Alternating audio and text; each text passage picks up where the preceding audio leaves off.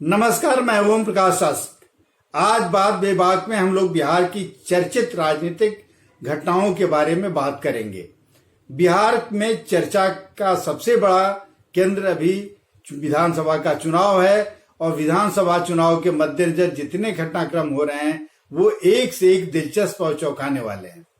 लंबे समय तक राजनीतिक अज्ञातवास में रहने के बाद आनंद मोहन, एक जमाने के बाहुबली विधायक, बाहुबली जनप्रतिनिधि आनंद मोहन की पत्नी लवली आनंद आरजेडी में शामिल हो गई हैं और न सिर्फ वह शामिल हुई हैं बल्कि उनका बेटा भी आरजेडी में आ गया है।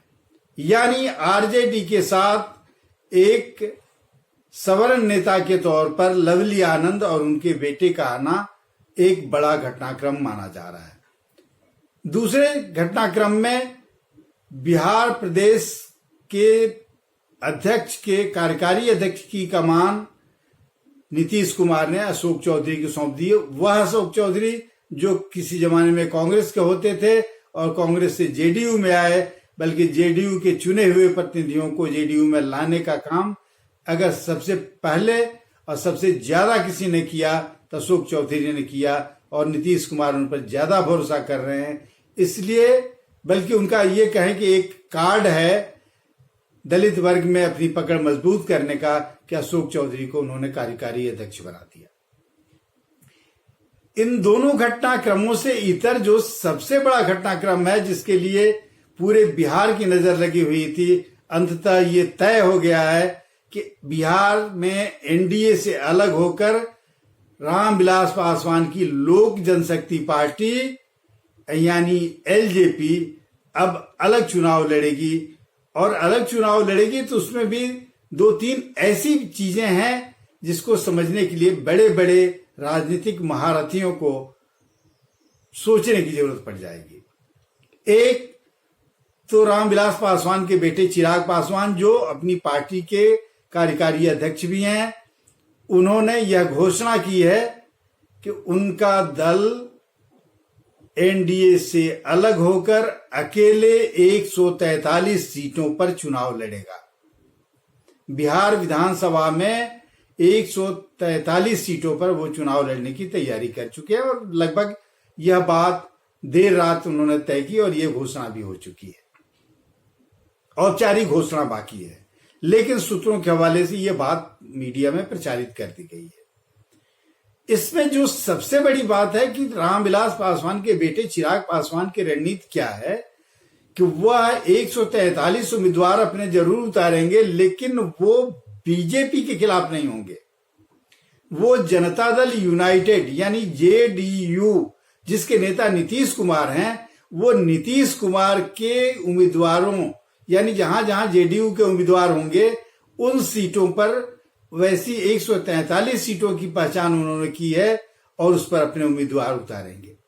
वैसे एक फॉर्मूला जो सूचनाएं मिल रही हैं कि कल एक फॉर्मूला तय हुआ था जिसमें यह तय था कि बीजेपी और जेडीयू ये दोनों 104 पर जेडीयू लड़ेगा, 100 पर बीजेपी लड़ेगी। बाकी हम अभी जीतनराम मांझी की पार्टी हम जो है वो अभी एनडीए में हाल में शामिल हुए हैं, उपेंद्र कुशवाहा में भी शामिल हुए हैं, तो 9 सीटें इनको दी जाएंगी और 30 सीटें दी जाएंगी एलजेपी को।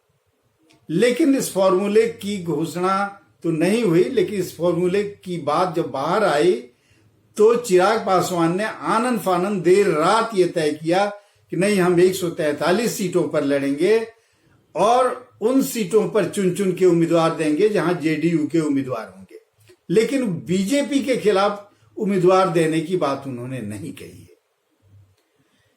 अब सवाल यह उठता है कि यह बीजेपी को छोड़कर नीतीश कुमार और चिराग पासवान का ये जो लफड़ा चल रहा है, ये जो झगड़ा चल रहा है, ये अभी से नहीं बल्कि पिछले 6-8 महीनों से लगातार चल रहा है और लगातार हमलावर होते रहे हैं चिराग पासवान नीतीश कुमार पर, और नीतीश कुमार पीछे जवाब उनके लोग देते रहे। खुद अपने तो नीतीश कुमार बोलते नहीं है, लेकिन जवाब अपने लोगों से दिलवाते हैं।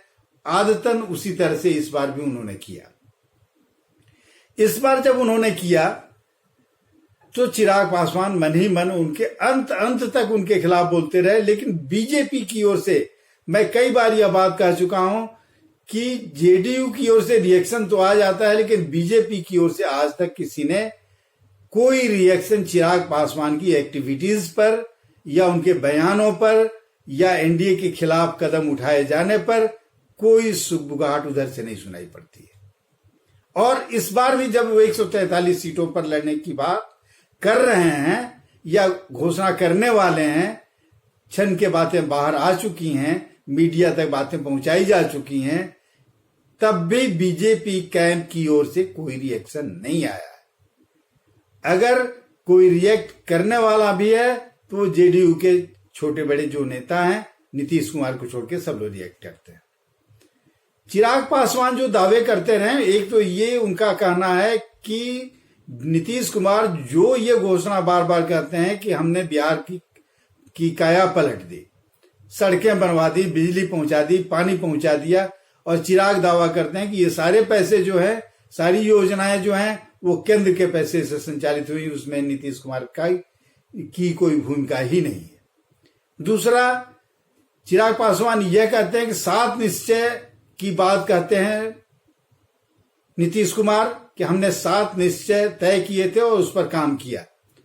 लेकिन चिराग पासवान कहते हैं कि वो 7 निश्चय एनडीए का नहीं है, वो उस महागठबंधन के साथ चुनाव लड़ने के बाद उन्होंने वो 7 निश्चय तय किए थे, जिस समय आरजेडी के साथ उन्होंने चुनाव लड़ा था और विजय हासिल हुई थी और उन लोगों ने सरकार बनाई थी। उस दौरान ये 7 निश्चय तय किए गए थे, इसलिए ये एनडीए का हिस्सा नहीं है, एनडीए के कार्यक्रम का हिस्सा नहीं है, हम इसको नहीं मानते। बिहार फर्स्ट, बिहारी फर्स्ट का एक स्लोगन है चिराग पासवान का, उसी बूते वो अपना अलग जगाए हुए हैं और बार बार उनकी कोशिश है कि नीतीश कुमार को कैसे डिफेम करके, उनको कैसे नीचा दिखा के, उनको कैसे परास्त करके उनको किनारे किया जाए।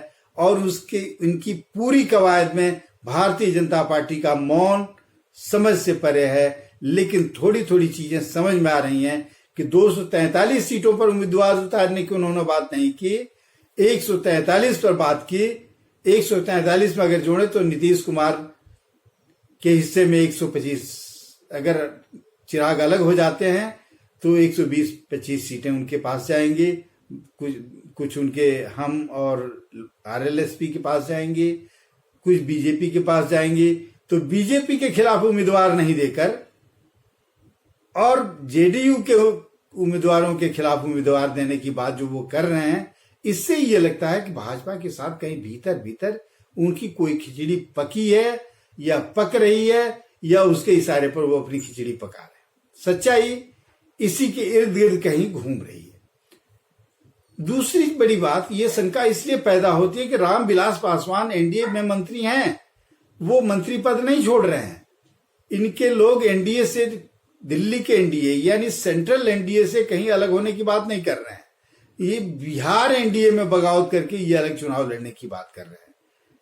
और हो संभव है कि इसके लिए ये तर्क दिया जा सके कि झारखंड में जब चुनाव हुआ तो नीतीश कुमार भी लड़े, हम भी लड़े, बीजेपी भी लड़ रही थी, झारखंड में एनडीए नहीं था। यानी एनडीए का 2 स्वरूप अब दिखाई देने लगा है कि एक केंद्रीय स्तर पर एनडीए का स्वरूप होगा जिसमें जेडीयू भी होगा, एलजेपी भी होगी, बीजेपी भी होगी, और राज्यों में ये छूट होगी कि बिहार एनडीए से के सारे घटक दल अपने अपने स्तर से चुनाव लड़े। यह भी हो सकता है, ये तर्क दिया जा सकता है, ये मेरी अपनी बात है, लेकिन ऐसे तर्क दे करके लोगों को संतुष्ट किया जा सकता है कि झारखंड में तो ऐसा हुआ इसलिए बिहार में हो रहा, तो कोई नई बात नहीं है। हम दिल्ली में एनडीए एकजुट है, हम उसके साथ हैं। यानी रामविलास पासवान जी ने अभी मंत्री पद नहीं छोड़ा है, वो मंत्री बने रहेंगे। यानी दिल्ली में दोस्ती और बिहार में कुश्ती या राज्यों में कुश्ती, ये कहे तो ज्यादा बेहतर होगा। तो ये 3 बड़े घटनाक्रम थे बिहार के राजनीतिक घटनाक्रम, जो आपसे चर्चा करने जरूरी समझा मैंने और बात की। आज की बात विभाग के लिए इतना ही। नमस्कार, मैं ओम प्रकाश।